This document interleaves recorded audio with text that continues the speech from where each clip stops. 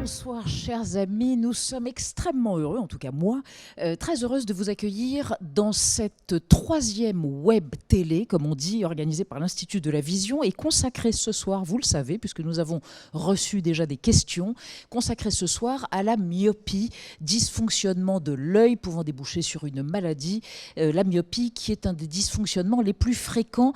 Un chiffre avant de vous présenter les intervenants de cette web télé, 2,5 milliards d'individus sur la planète seraient concernés par la myopie. Les projections, je parle sous l'autorité des deux médecins, des deux scientifiques à côté de moi, les projections pour 2050 sont absolument dramatiques. Elles portent ce chiffre à 5 milliards de terriens.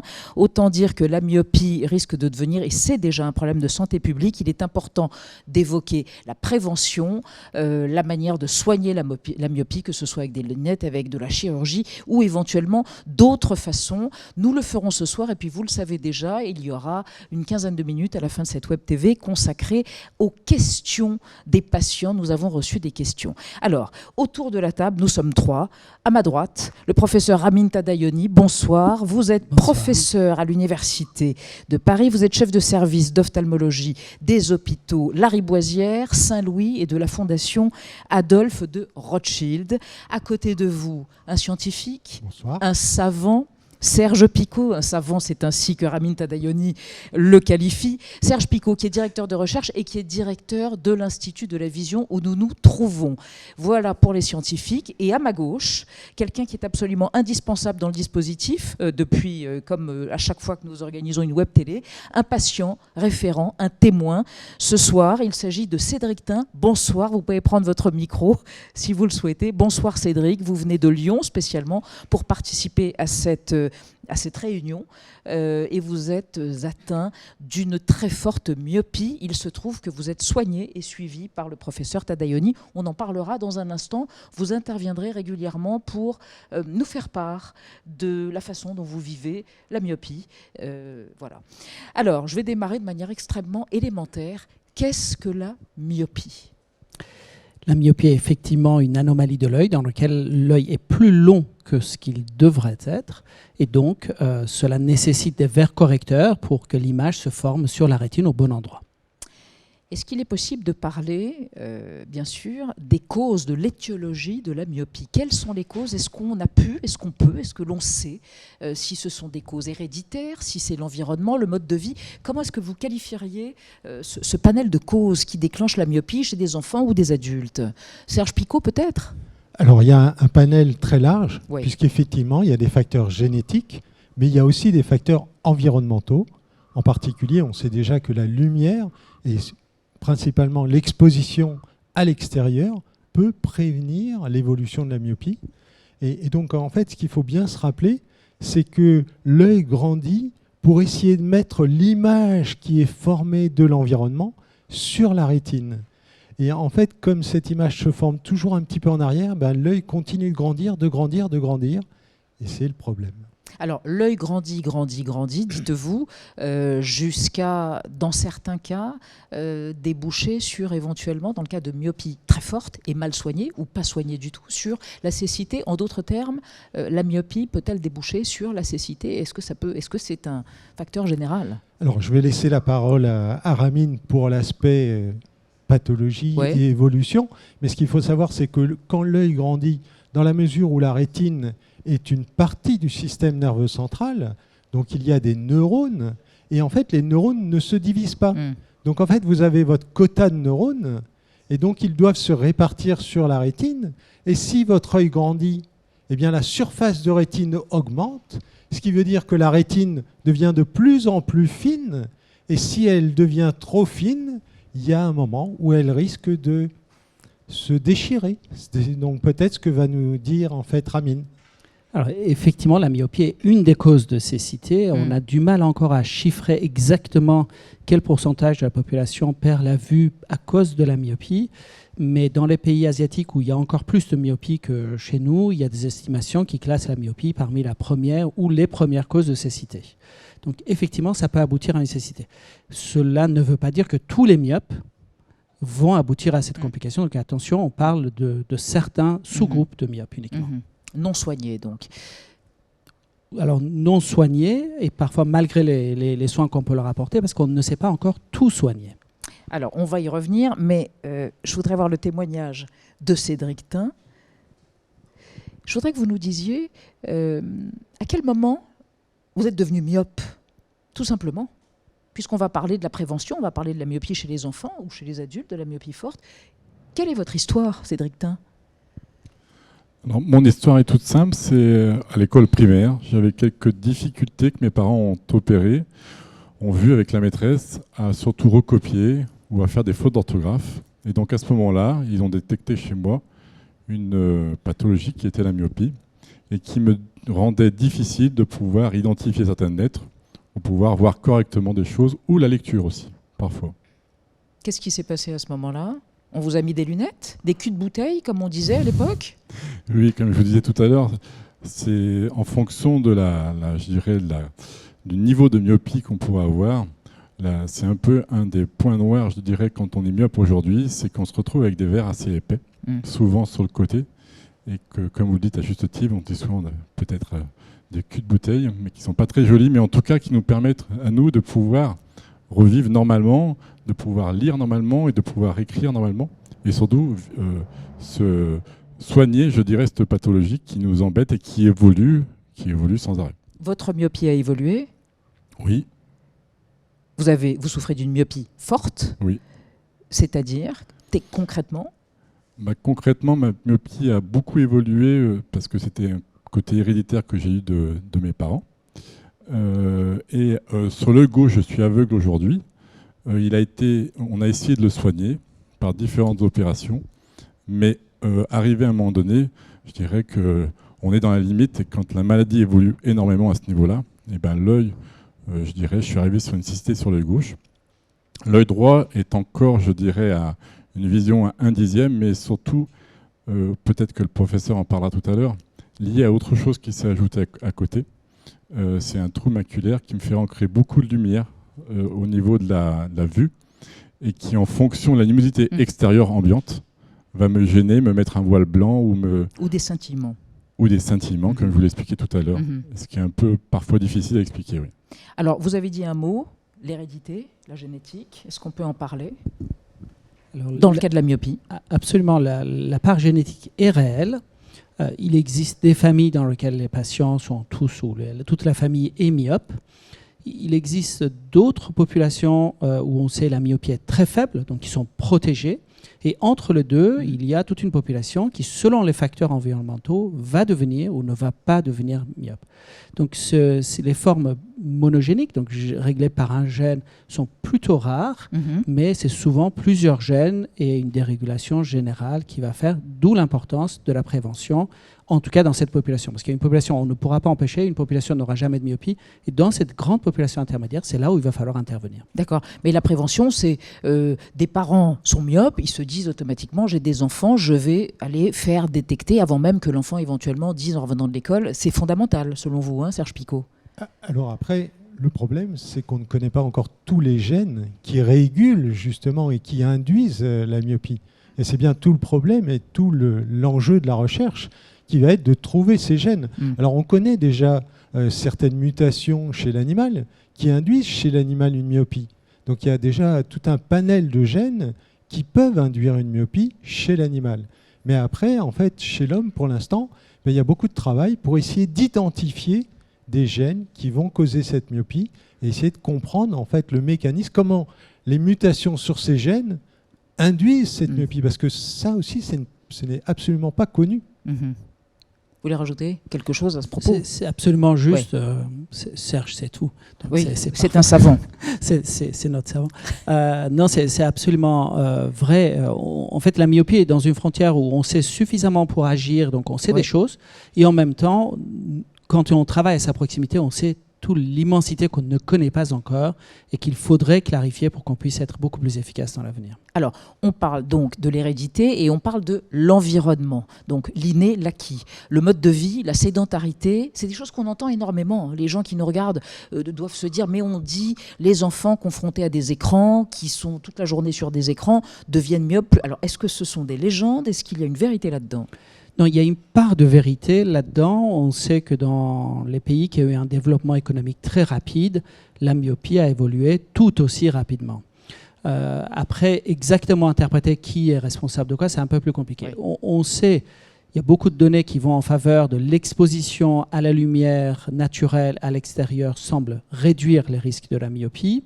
Et à l'inverse, le fait de rester enfermé et de lire beaucoup augmente les risques de la myopie. Donc les risques d'intelligence et de myopie? Alors, en moyenne, les myopes ont un QI moyen supérieur à la population générale. Cédric Tin confirmera tout à l'heure. Absolument. Donc, par contre, il a été dit que c'est peut-être C'est parce scientifique, ça n'est pas une boutade. C'est non, ce scientifique. n'est pas une boutade. Il y a quelques études qui Oui. montrent ça. Alors, on ne sait pas exactement si c'est parce que c'est les mêmes gènes qui codent ou c'est simplement parce que, justement, les gens ont une activité de lecture, une activité intellectuelle plus importante qui, finalement, développent leur QI. Donc, ça, c'est causalité, association. Là, on est plus dans l'association. Donc, on Vous ne sait pouvez que pas ça imaginer associé. le bonheur que vous procurez aux gens qui nous regardent, qui sont myopes, vous imaginez? Oui, on ne va pas que dire des choses qui vont Non, les on va pas inquiéter. que On dire va des aussi choses dire des bonnes, désespérantes ou négatives. des choses agréables. Cédric Tin, je vous redonnerai la parole dans un instant, mais comment corrige-t-on la myopie? Des lunettes? Des opérations? De la chirurgie? Quel est le panel pour corriger la myopie?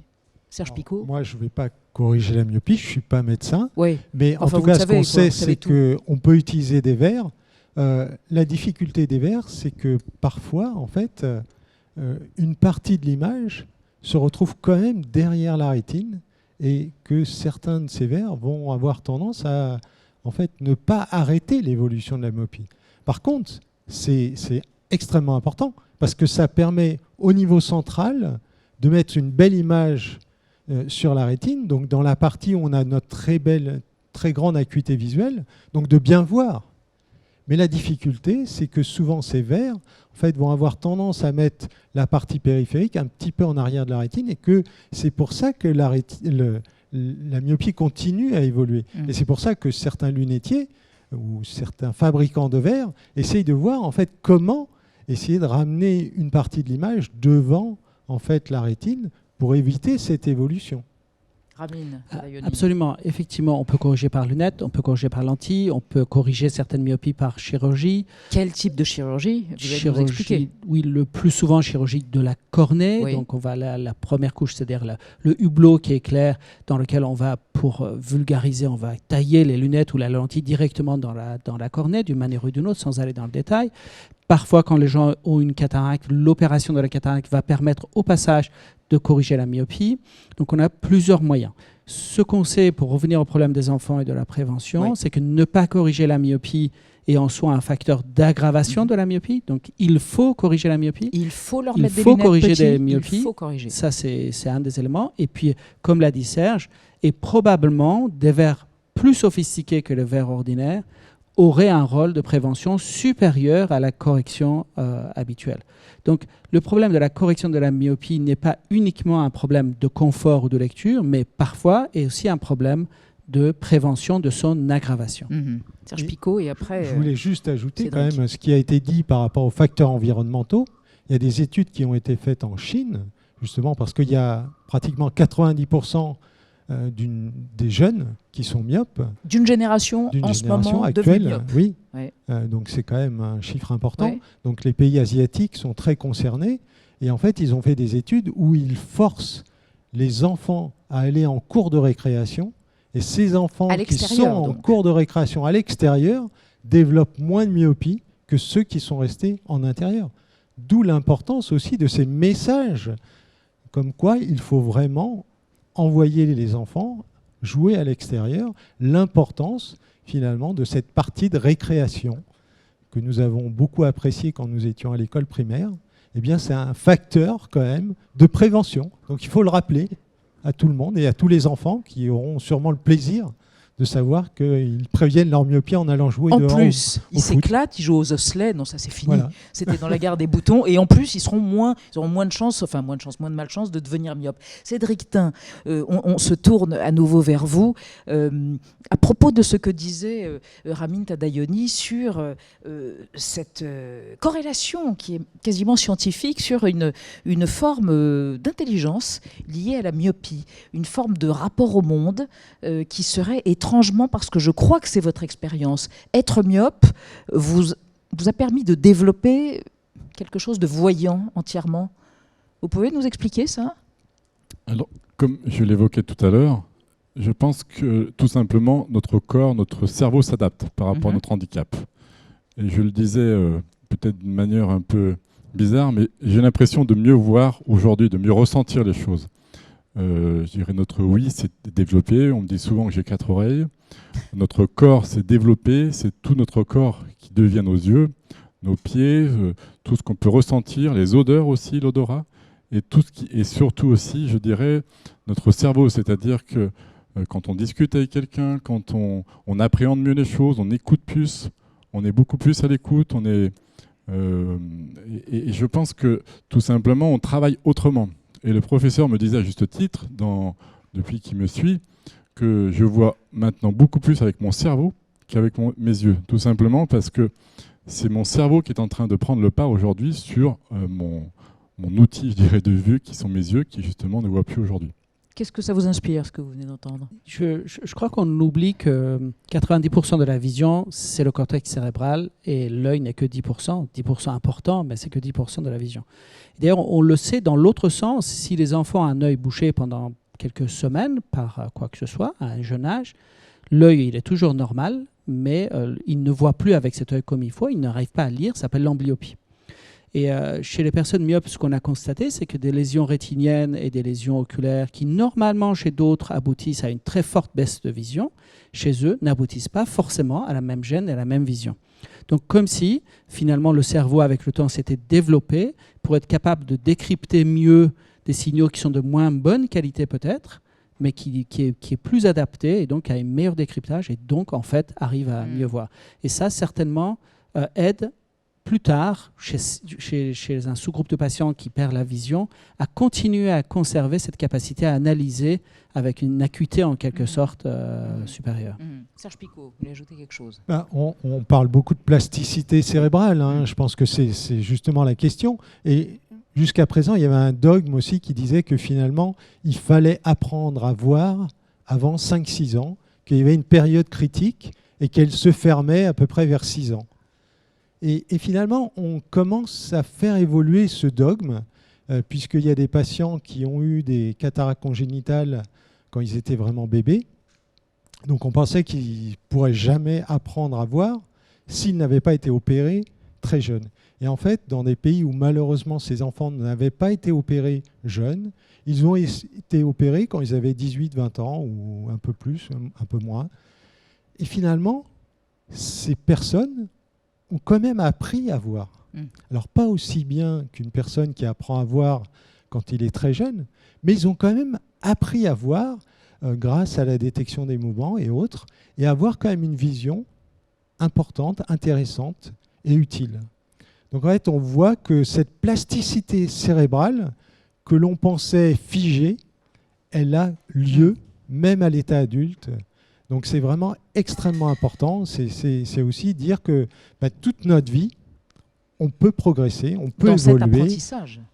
Dans tous nos apprentissages, en fait. Mais en l'occurrence, dans celui-ci. Absolument. D'ailleurs, la rééducation basse vision a pour objectif exactement de mieux utiliser, mais aussi développer autant que possible les capacités visuelles grâce à ça. Cédric Tin, vous avez été opéré ? Oui.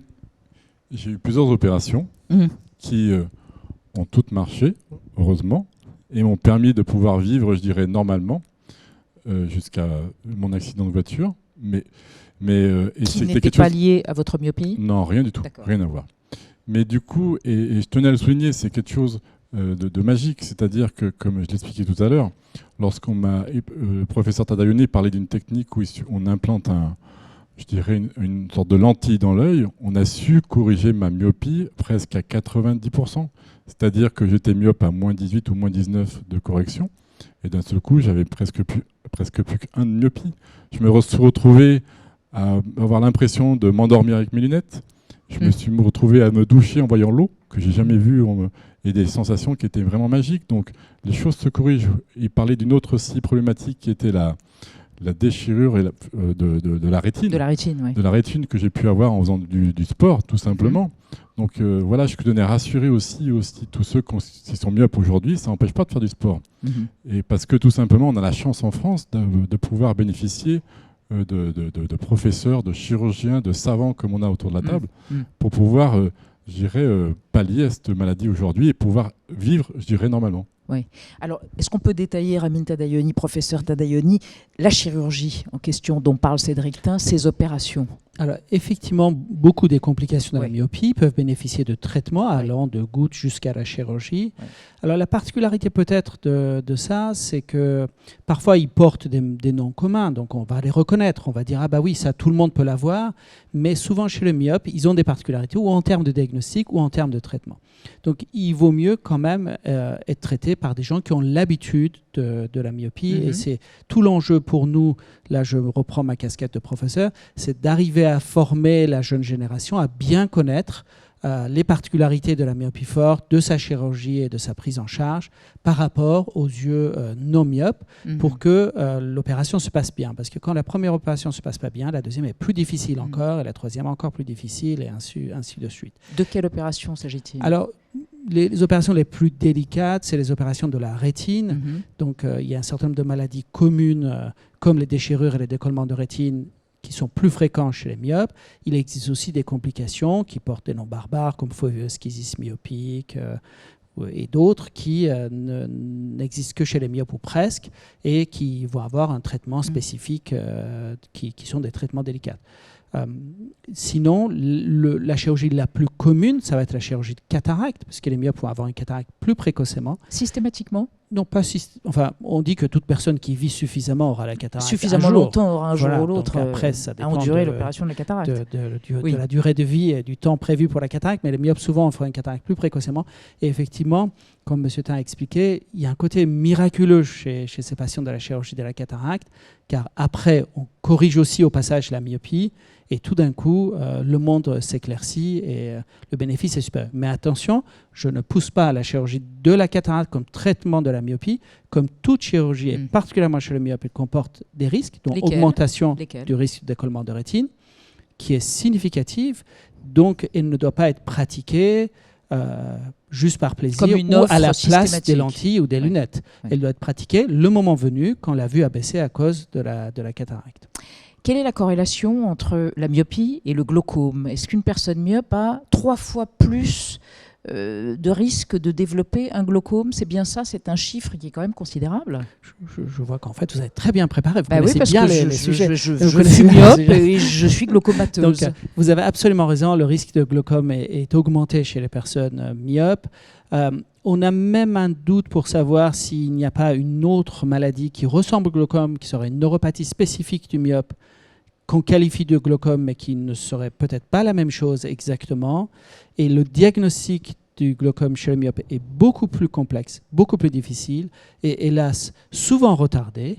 Par quoi? Par le fait que le diagnostic est compliqué, mais aussi parfois parce que les patients ont eu des demandes ou des complications qui ont été prises en charge par d'autres spécialistes qui vont altérer les mesures ou qui vont altérer simplement la prise en charge de la chose. Donc, c'est un autre problème. Souvent, comme les problèmes sont complexes, les gens sont pris en charge par un surspécialiste et le surspécialiste, parfois, va avoir tendance d'oublier la complication d'à côté.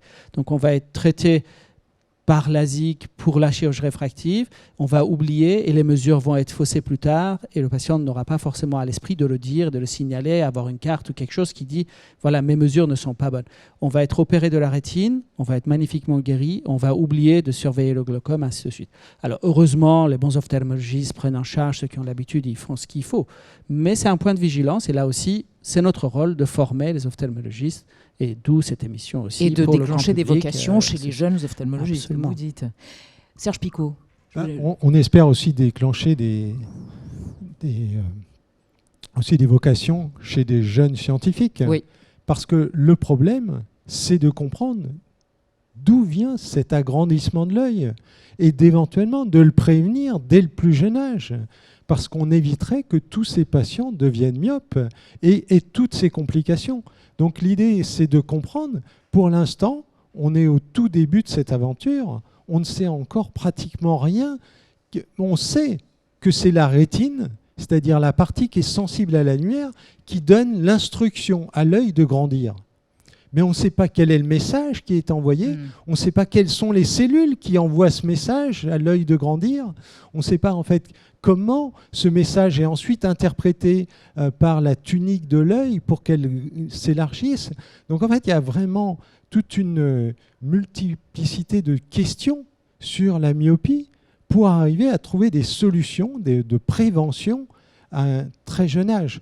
Donc en fait, c'est un petit peu ce qu'on essaye de mettre en place à l'Institut de la Vision, ensemble d'ailleurs avec Ramine, puisque en fait, il faut à la fois essayer d'étudier la pathologie chez le patient, et puis après essayer d'en faire des modèles ici à l'Institut, sur des cellules isolées, essayer de tout comprendre, essayer de trouver le message qui va déclencher cette myopie.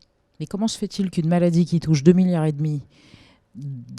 d'individus sur la planète soit et demeure aussi mystérieuse, et comment se fait-il que la recherche tâtonne, pardonnez-moi, mais en tout cas s'y soit attelée tard par rapport au nombre de gens qui sont touchés par la maladie? Peut-être parce que finalement, par le dysfonctionnement. On considère que c'est un déchirement de la rétine, ou un décollement, et que finalement, ce n'est pas identifié comme une pathologie de la myopie. C'est-à-dire que la myopie, on considérait que c'est résolu, on met des lunettes et tout va bien.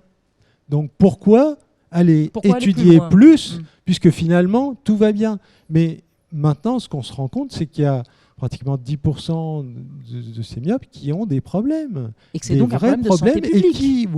Et surtout, si vous vous dites que pratiquement la moitié de nos jeunes sont myopes, s'il n'y en a que 10% qui évoluent vers une myopie forte, ça fait quand même beaucoup de personnes. Donc en fait, il faut vraiment trouver des solutions. Et on les trouvera, mais ça demande beaucoup de travail. Je crois qu'il y a un effet paradoxal de la fréquence de la maladie qui est la banalisation. Alors moi, j'ai connu dans un autre domaine qui est la rétinopathie diabétique et le diabète. Dans certains endroits, y compris de notre grand pays, il y a des endroits où plus de la moitié de la population est diabétique. Et finalement, c'est considéré comme une normalité. Et je pense que le fait que la fréquence de la myopie soit très élevée et que la très grande majorité des myopes, en réalité, ont peu de problèmes, ça a occulté qu'une partie, comme l'a dit Serge, des complications qu'on voit dans une autre partie de ces patients myopes sont en réalité pas liées au hasard, mais liées à la maladie elle-même et qu'il faut y venir. La deuxième, c'est que finalement, la science en ophtalmologie est relativement récente. L'ophtalmologie n'a pas été le plus grand bénéficiaire et on voit déjà l'Institut de la Vision est le premier institut. Finalement, c'est un bébé par rapport à la recherche qu'il y a maintenant. Il est plus grand bébé, d'accord. Un grand bébé. Un grand bébé. Mais je veux dire, c'est récent finalement une telle initiative, tandis que pour d'autres domaines, il y a eu pour le cancer ou autre depuis des années, il y a de la recherche. Donc c'est un peu normal. Nous, on prend un peu en retard, mais on l'espère qu'on arrivera à avoir autant de succès effectivement à l'Institut pour pouvoir trouver les mécanismes. Parce que la vraie clé, c'est ça. C'est pas d'intervenir une fois que les problèmes sont là, c'est d'intervenir avant que les problèmes soient là. Mais je voudrais vous poser une question, puisqu'on parle, je reviens à l'idée d'hérédité et de prévention. Vous avez 3 enfants, Cédric Tin. Sont-ils myopes? Alors, non, vous faites bien de poser la question, parce que j'allais donner justement un espoir à tous ceux qui sont myopes. C'est que sur mes 3 enfants, le premier, oui, est myope, le deuxième ne l'est pas du tout, il n'a pas de lunettes, et le troisième a une toute petite myopie. Et pourtant, on les a tous suivis, on a anticipé, on fait des tests toujours en septembre avant la rentrée pour voir, et on les suit par rapport à ma pathologie. Mais je serais incapable de vous dire aujourd'hui pourquoi il y en a un qui l'a et l'autre qui ne l'est pas. On n'a pas d'explication. On n'a pas d'explication. Alors, c'est la loterie génétique. Ça revient exactement à la loterie génétique et beaucoup de facteurs qu'on ignore encore. Génétique convoque immédiatement l'expression, le mot, la notion de thérapie génique. Non mais oui, je n'y connais rien, donc je pose des questions de candide. Pardonnez-moi Serge Picot, mais est-ce que c'est dans le futur on pourrait espérer, mais je pense qu'il y aura sûrement d'autres thérapies. C'est vrai qu'à l'Institut de la Vision, et je pense que l'ophtalmologie est justement un domaine où la thérapie génique a beaucoup évolué parce que finalement l'œil est une petite sphère assez fermée et finalement on peut facilement appliquer des vecteurs de thérapie génique. Mais en l'occurrence, je pense qu'on arrivera peut-être à trouver d'autres formules de thérapie.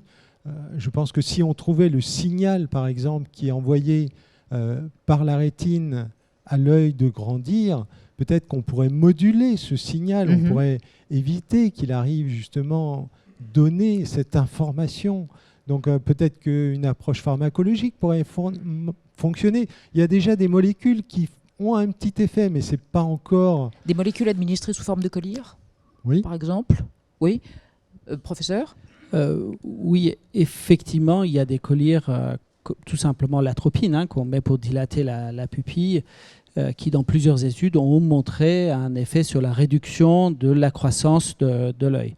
Après, il y a encore une discussion sur ce qu'on appelle l'effet rebond, c'est-à-dire qu'à l'arrêt, l'œil tout d'un coup rattraperait la taille voulue. Alors, il semblerait que ça n'existe pas, cet effet rebond. Il y a des discussions sur la bonne dose, parce qu'en fait, plus c'est dosé, plus c'est efficace, mais aussi plus il y a d'effets secondaires. Ça dilate la pupille, justement, ça arrête l'accommodation. Donc, ça reste encore c'est pas parfait, mais c'est une des armes qu'on peut avoir. Et pour continuer sur la thérapie génique, je pense qu'il y a vraiment deux aspects. Alors, Serge a parfaitement expliqué.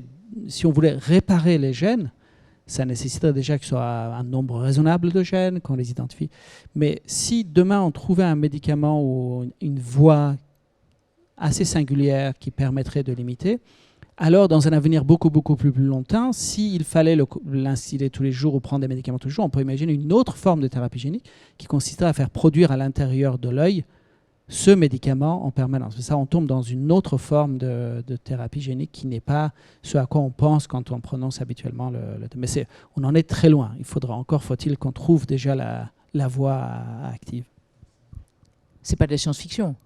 Non, de toute façon, je pense que, vous savez, on a beaucoup travaillé avec José Sahel sur la restauration de la vision chez des patients aveugles. Oui. C'est vrai qu'il y a 20 ans, c'était de la science-fiction. Et quand José Sahel m'a proposé de travailler sur ce sujet, je n'y croyais absolument pas. Et pourtant, c'est actuellement en clinique. Donc je pense que... Et on avait, lors de notre deuxième Web TV, un patient qui avait bénéficié de ces thérapies. Et je pense que justement, le travail du chercheur, c'est de rêver.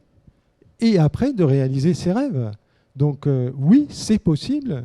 Il faut que nous rêvions ensemble avec les cliniciens et que nous puissions nous projeter dans un avenir proche pour arriver à des thérapies. Mais c'est possible. Une question que peut-être des parents ou des patients ou des gens qui ne connaissent pas bien la myopie se posent, ça pourrait être je suis myope, on m'a dit que j'étais myope, quel type de maladie je risque de déclencher à cause de cette myopie ? Quel type de complications dans l'œil ? Oui. Parce que, alors, la myopie peut s'intégrer dans le cadre d'autres maladies d'ailleurs. Ouais. Ça peut être, il y a des maladies de système qui peuvent être associées à la myopie, mais là nous parlons des complications oculaires de la myopie. Donc cataracte, glaucome, maladie rétinienne, la neuropathie myopique ou le glaucome étant dans le même groupe sont les complications les plus fréquentes associées à ça. Mais il n'y a pas que ça. Il y a aussi un ensemble de petits ennuis qui sont dans la myopie forte souvent ignorés, comme les troubles de mouvement oculaire qui peuvent mener à des visions doubles. Et donc, ça va être un peu sous-estimé parce qu'on dit « oh, tout va bien ». Il y a des patients qui ont des besoins esthétiques parce que ça parce que ça peut être associé à des malpositions palpébrales. Donc, les paupières sont mal placées. Donc, les yeux paraissent plus gros et certaines personnes, ça les gêne. Et il existe des traitements aussi pour tout ça. Là aussi, je ne pousse pas tout le monde à se faire opérer du point de vue esthétique, mais il y a des cas extrêmes dans lesquels c'est un véritable handicap et il faut savoir que donc, tout peut être aujourd'hui, en tout cas, une discussion peut avoir lieu sur ces différentes complications. Quelle vie quotidienne avez-vous, Cédric Tin, puisque vous êtes le patient référent et vous êtes le témoin donc les gens qui nous regardent peuvent se dire, avec un œil aveugle, voilà un homme qui pourtant semble mener une vie très autonome. Normal, je pourrais dire. Normal. Tout à fait. Alors ça effraie beaucoup ma famille et mon entourage. Mais vous êtes monsieur quatre oreilles. Oui, à part. Je fais peut-être les choses un peu différemment, un peu plus doucement, un peu plus... Mais vous voyez, ça ne m'a pas empêché tout à l'heure de venir de la gare de Lyon et à pied et en traversant des rues excessivement fréquentées. À Paris, bien fréquentées. Voilà. Ça ne m'empêche pas de faire les devoirs de mes enfants, ça ne m'empêche pas de faire à manger, de cuisiner, de faire les courses, de faire la trottinette. Ça... Faire de la trottinette ? Vous faites de la trottinette ? Oui. De jour, pas de nuit ? Oui, de jour, bien sûr. Que dit votre... Je n'ai rien entendu. Il n'a rien entendu, mais... j'en étais sûr. Mais comme je vous l'ai dit à juste titre, la myopie est difficile à expliquer souvent parce qu'on a une variation de la vue et on joue beaucoup avec les ombres et avec les variations de couleurs ou autres. Et parfois, ça nous permet de faire des choses qui paraissent peut-être hallucinantes, mais on a surtout envie de paraître aux yeux des autres comme normal et surtout utile. Et utile. Et vous l'êtes à travers ce témoignage. Myope, donc avoir des difficultés à voir de loin. Est-ce que quelquefois on entend « Ah bah oui, mais je suis myope, je vais me faire opérer, mais alors du coup je verrai mieux de près ». Enfin, il y a toutes sortes d'idées reçues autour du rapport entre la vision de loin et la vision de près. Est-ce que vous pouvez faire un point par rapport à ça ? Alors, les myopes habituellement voient de près. Alors là aussi, il faut savoir de quelle myopie on parle. Donc effectivement, un myope de -3, par exemple, lit aisément à 33 cm. Ce n'est pas une myopie forte, hein, à -3. Là, on n'est pas dans la myopie forte. Alors, normalement, l'accommodation permet de faire la suite, une fois même qu'on a corrigé totalement la myopie par lentille ou par lunette, les gens voient de loin et de près. Donc, un enfant myope corrigé, il voit bien de loin et de près. Peut-être cette discussion, souvent, par exemple, vient après la chirurgie de la cataracte, où on va dire aux patients, on a le choix de vous laisser voir de loin sans lunettes et de près, vous allez avoir des lunettes de presbyte, ou nous pouvons vous rendre myope pour que... On parle des gens qui sont déjà myopes. Vous laissez un peu myope, on va dire plutôt, oui, pour que vous puissiez continuer à lire de près. Mais par contre, de loin, vous aurez besoin de lunettes souvent moins fortes que ce que vous aviez, mais vous avez besoin de lunettes. Donc ça, en réalité, c'est un problème de presbytie et de la gestion de la presbytie chez le myope. Mais un enfant myope, corrigé de sa myopie, continue à voir parfaitement bien de près. Mais je vous propose de vous soumettre les questions qui ont été émises par les habitués, les fidèles de l'Institut de la Vision et de cette web TV. Donc je commence, elles n'ont pas été triées, donc je démarre. Donc le vert, alors c'est très technique, hein, c'est très précis, le vert Stellest ou le Myosmart qui prennent la progression de la myopie, qui freinent, pardon, moi je vois mal de près aussi, peuvent-ils être prescrits pour un jeune enfant ayant une forte myopie due à une VREF? Qu'est-ce que c'est qu'une VREF déjà soignée par laser? Alors, la VREF, vitréorétinopathie exudative familiale et Pardon? Vitréorétinopathie exudative familiale. D'accord. Donc, c'est une maladie rare touchant la rétine et qui, effectivement, s'associe à la myopie. Alors, il y a deux choses. Est-ce que ça peut être prescrit? Oui, ça peut être prescrit. Est-ce que ça représente un danger? Non, ça ne représente pas un danger. Est-ce que c'est efficace dans la prévention de la myopie? C'est possible. On n'a pas la preuve, déjà qu'on discute déjà chez le patient myope fort ou myope habituel. Alors dans les myopies qui compliquent une autre maladie, on a encore moins de preuves. Après, ça n'a pas l'air d'être dangereux en tout cas. Serge Picot, vous voulez rajouter quelque chose? Non. Je ne rajoute rien. Très bien. Alors, je vous soumets une autre question. J'aimerais savoir si le fait de commencer à corriger une myopie le plus tôt possible chez un enfant ralentit son évolution. Autant qu'on puisse dire, a priori, oui. À quel âge peut-on commencer à faire porter des lunettes à un enfant, à corriger donc la myopie? Dès que l'enfant peut porter des lunettes. Il n'y a pas d'âge. Du point de vue ophtalmologique, dès que c'est possible, il faut le faire si la myopie est détectée. Oui. D'ailleurs, plus c'est détecté tôt, plus c'est important de le corriger. En réalité. Alors, quelle solution proposez-vous et validez-vous en lentille de contact pour le contrôle de la myopie? Alors, je ne vais pas faire une prescription de lentilles ben non, quand même. Oui, ou de marque. ou de... Donc, en fait, il y a plusieurs aspects là-dedans. Oui. La première, c'est la correction de la myopie elle-même. Est-ce que ça a un effet? Donc, on a dit oui. Il y a des lentilles qui sont des lentilles utilisées habituellement chez les presbytes, donc multifocaux. Et il a été suggéré qu'ils auraient un effet de ralentissement supplémentaire par rapport à la myopie. On manque de preuves, mais c'est possible. Mm-hmm. Il existe des lentilles qui sont mises la nuit et ça aura un effet sur la myopie en déformant la cornée. Alors, c'est discuté parce que l'effet semble mesurable, ça semble exister, avec la contrepartie des complications possibles qui fait que l'Académie américaine, par exemple, met une vigilance, on va dire, sur l'utilisation de ce type de système chez les enfants en particulier durant la nuit. Alors, ça ne veut pas dire qu'il ne faut pas utiliser. Donc, ce serait vraiment au cas par cas. Oui. Ça reste encore un domaine où il faut personnaliser. Ce qui, en médecine, quand on dit il faut personnaliser, c'est-à-dire on n'en sait pas assez ou on n'a pas le traitement universel. C'est comme ça.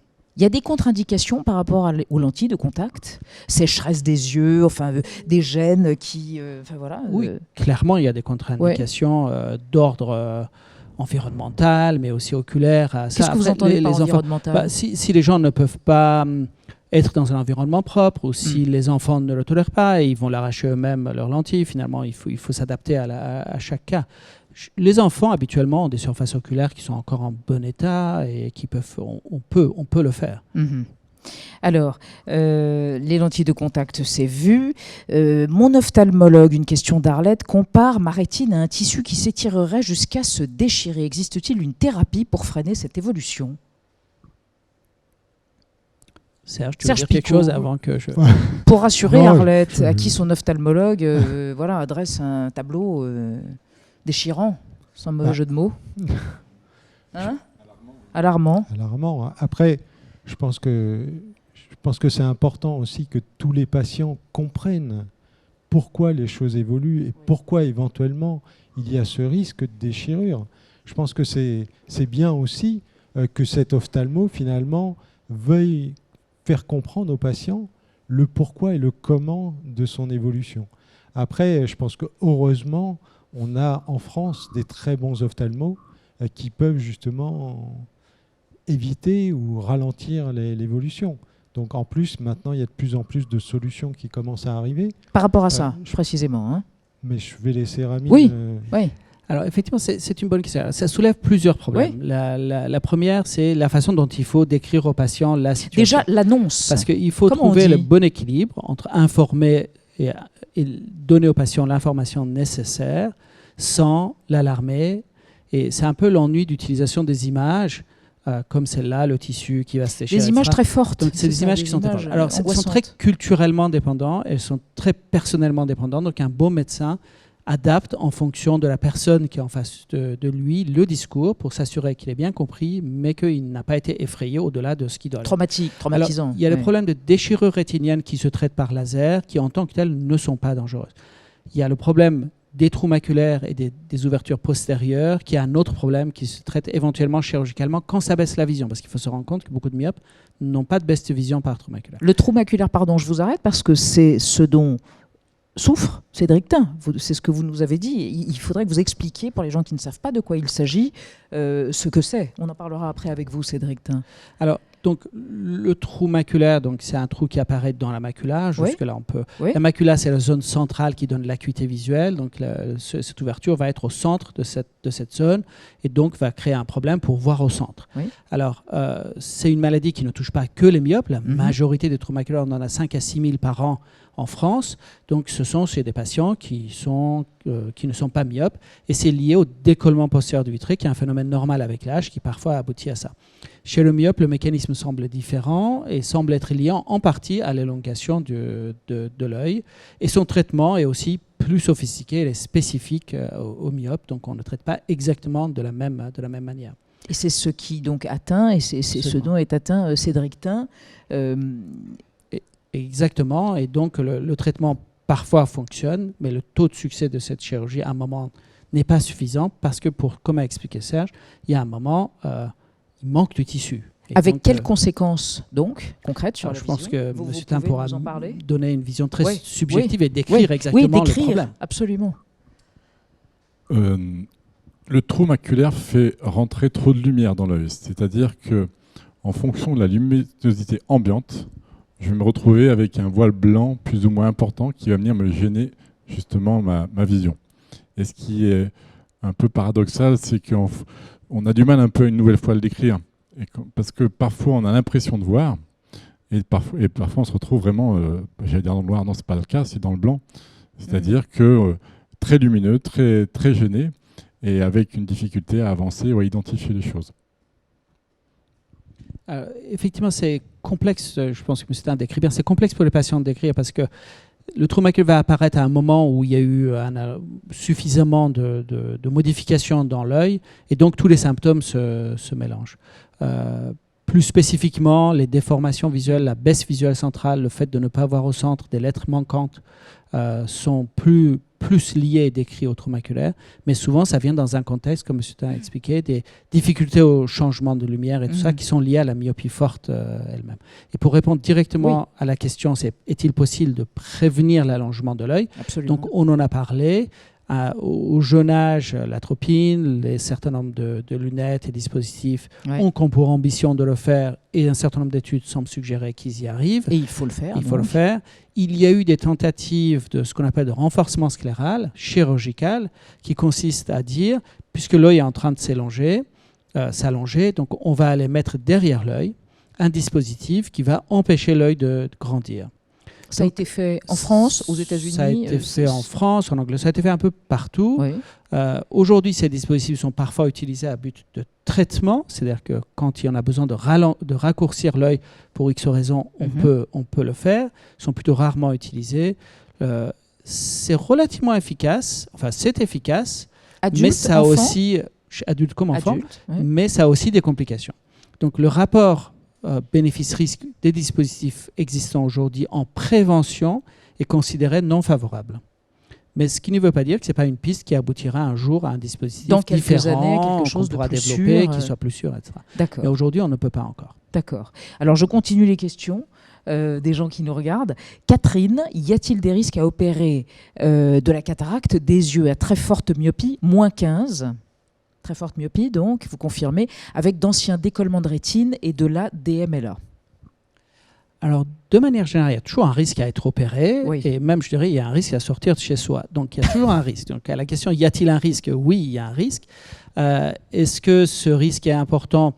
Il y a un faible risque qui fait qu'il ne faut pas opérer la cataracte si elle ne baisse pas la vision, donc il ne faut pas faire de traitement préventif. Si par contre la cataracte est là, de toute façon, elle va être opérée. Donc, il faudra la faire. Ça augmente effectivement le risque d'écollement de rétine. C'est un risque spécifique de la chirurgie de la cataracte chez les patients myopes. Et surtout quand il y en a déjà eu. Ouais. Mais ce n'est pas une fatalité. Si c'est fait par quelqu'un qui a l'habitude de ça, il va bien vérifier la rétine, faire tous les traitements préventifs nécessaires pour réduire le risque. Je ne dis pas anéantir le risque, mais réduire le risque. Et de même que la chirurgie de cataracte chez les myopes, il vaut mieux que ce soit fait par des gens qui ont l'habitude de la chirurgie des myopes forts, car la chirurgie doit être différente pour protéger un certain nombre de choses, pour réduire les risques péropératoires durant l'opération, mais aussi post-opératoire. Vous voulez rajouter quelque chose, Serge Picot ? Non. Après, alors, que pensez-vous de la décision ? Mais si, ça va vous intéresser. Une question d'un médecin. Que pensez-vous de la décision adoptée par le gouvernement chinois qui interdit l'usage des écrans à ces jeunes ? Au-delà de 3 heures par semaine, faudrait-il envisager des mesures similaires, mais plus ajustées à notre esprit un peu séditieux en France? Moi, je pense pas la dimension politique, mais la dimension par rapport aux écrans. La dimension politique, on connaît la réponse. On devrait surtout inciter tout le monde à sortir, surtout, donc forcer tout le monde à aller faire, même au travail, peut-être 1 heure de sport comme en Chine. Je ne suis pas sûr que ce serait accepté par tout le monde, mais bon, c'est pareil pour interdire les écrans. On a vu tous les problèmes de forcer à la vaccination. Je pense que, on a vu le problème entre la liberté et la santé, enfin le problème d'ajustement. Donc, après, je pense que ce qui est important, c'est quand même de bien expliquer pourquoi il est important d'avoir une vision de loin, mais aussi de sortir en extérieur, parce qu'en extérieur, la luminosité est beaucoup plus importante qu'à l'intérieur. Or, on sait que en fait, tout ce qui régule les rythmes circadiens, c'est-à-dire les rythmes veille-sommeil, sont très importants pour l'évolution de la myopie. Il y a certains gènes qui sont impliqués dans ces rythmes qui, lorsqu'ils sont mutés chez l'animal, induisent une myopie chez l'animal. Donc en fait, il faut bien comprendre que la stimulation de ces rythmes circadiens, donc par des lumières qui sont quand même assez élevées, donc en extérieur, vont en fait réguler, peut-être faire réduire un peu l'évolution de la myopie. D'où l'importance de vraiment bien expliquer que en fait, d'être toujours en intérieur, sur un livre ou sur une tablette, parce que en fait, je pense que c'est la même chose qu'on soit sur un livre ou sur une tablette, on va être moins exposé à de la lumière intense, on va regarder beaucoup plus proche, Donc en fait, d'où l'importance. Il faut savoir aussi que lorsque vous avez des fortes luminances, ça induit une constriction de la pupille et que votre image se forme bien mieux sur votre rétine, elle est bien mieux focalisée. Donc il y a tous ces éléments qui vont contribuer à éventuellement ralentir la myopie. D'où je pense que bien communiquer sur cet aspect de... Vous voulez dire une communication de la part des pouvoirs publics. Oui, c'est ça, et d'expliquer que finalement c'est important et que garder ses enfants tout le temps sur un écran ou les garder tout le temps en intérieur, ça a quand même des incidences et des incidences sur leur évolution. Je reviens sur une expression que vous avez employée, de l'importance de regarder de loin. Dans l'histoire de l'évolution de l'humanité, enfin de l'être humain, Homo sapiens, il fut un temps où évidemment il n'y avait pas de livres, il n'y avait pas de tablettes, il y avait peut-être les tablettes des Sumériens où l'écriture s'inventait, mais l'homme regardait loin. Il y avait moins de myopie. On pourrait imaginer qu'il y avait moins de myopie parce que le regard portait loin et ne butait pas justement sur des livres, des écrans. Je crois que c'est plus que d'imaginer. On le sait encore une fois dans les pays qui ont un développement rapide, que la myopie s'est développée avec l'urbanisation, le développement des technologies, l'enseignement, etc. Oui, finalement, c'est assez magique d'imaginer que l'homme s'adapte aussi vite, parce que l'adaptation à l'environnement, c'est connu chez le vivant par la sélection, mais ça prend des siècles et des décennies et des millénaires. Tandis que là, finalement, il semblerait qu'il y a un mécanisme qui fait qu'on s'adapte assez vite aux besoins visuels. Si ça causait aucun problème, ça irait. Mais comme pour un petit pourcentage d'entre eux, ça cause problème, du coup, on en parle autant. Mais effectivement, c'est assez magique si on y pense. Est-ce que vous voulez ajouter quelque chose, Cédric Tin? Parce que je vois l'heure, il est 20h33, on arrive au terme de cette rencontre, de cette web télé consacrée à la myopie. Vous allez préconclure. Préconclure, je ne sais pas, mais en tout cas, il y a juste une notion que j'aimerais pouvoir évoquer. En tant que, je dirais, myope, ne pas toujours chercher l'opération. Et je pense que c'est important de bien pouvoir dialoguer avec son ophtalmologue, son spécialiste. Moi, j'ai la chance de pouvoir bénéficier des professeurs Tadolini. Et à chaque fois, on discute ensemble quand il y a une possibilité du facteur risque-résultat. Et parfois, très souvent, il m'a dit, mais est-ce que vous vous contenteriez pas simplement de ce que vous avez aujourd'hui? Et ça, c'est une vraie question qu'on doit pouvoir se poser aujourd'hui. C'est-à-dire ne pas être dans une surenchère? Une surenchère de ce qui peut exister, de ce qu'on peut entendre, de ce qu'on peut lire. Et de surtout faire confiance aujourd'hui à ces hommes de science, ces hommes de l'art. Hommes et femmes. Hommes avec un grand H. Ah oui, avec un grand H. Parce que je vois qu'on utilise ça depuis tout à l'heure, il n'y a pas de souci. Que ce soit ceux qui cherchent, ou que ce soit ceux qui opèrent, qui font la chirurgie, et surtout discuter avec eux et favoriser le dialogue. Parce que c'est eux qui ont le savoir, et ce n'est pas nous. Enfin, vous en avez aussi, hein. Pardonnez-moi, mais vous en avez aussi. Serge Picot, pour finir... Pour finir, je pense que en tant que chercheur, je veux qu'on développe... Et directeur de l'Institut de la Vision. On est en train de développer des projets pour comprendre l'origine de la myopie, l'évolution de la myopie, prévenir la myopie. Donc en fait, c'est un grand projet qu'on met en place avec Ramine. On a vraiment la volonté de se donner un petit peu de temps, mais pour comprendre cette pathologie, je pense qu'on aura besoin des soutiens de l'État, peut-être de donateurs. Donc on fait un appel à la générosité du public, mais aussi peut-être d'entreprises qui seraient intéressées à nous soutenir. Et on pense qu'on a les moyens de comprendre la myopie et d'arriver à des solutions pratiques. Donc je pense que c'est le message qu'il est important d'envoyer, que c'est possible et que nous avons actuellement à l'Institut de la Vision les moyens de répondre à cette question. Un dernier mot? Je voudrais insister sur ce qu'a dit Serge et Cédric Tin. Le dialogue est très important. La collaboration entre nous tous, patients, médecins, chercheurs, c'est la clé pour qu'on y arrive à résoudre ce problème et que les enfants d'avenir n'aient pas à souffrir de ces complications. Et qu'on n'ait pas besoin de faire comme les Chinois, qui leur interdisent de manière coercitive les écrans. Voilà, que ça soit plus doux et plus optimiste et plus généreux. Merci, professeur. Merci, monsieur le savant et le directeur de l'Institut de la Vision. Et merci infiniment, Cédric Tin, pour votre témoignage. Ne repartez pas en trottinette à Lyon, ni à la gare de Lyon. Il fait nuit. Vous irez juste à pied et vous serez accompagné. Merci encore. Alors la prochaine émission, ce sera le 14 octobre, donc à 19h30, et elle sera consacrée à la dégénérescence maculaire liée à l'âge, la DMLA, donc les avancées de la recherche, les défis technologiques, et toujours bien sûr avec un patient qui est un témoin et qui permet de conserver beaucoup d'espérance. Voilà. Merci à tous. Rendez-vous le 14 octobre prochain.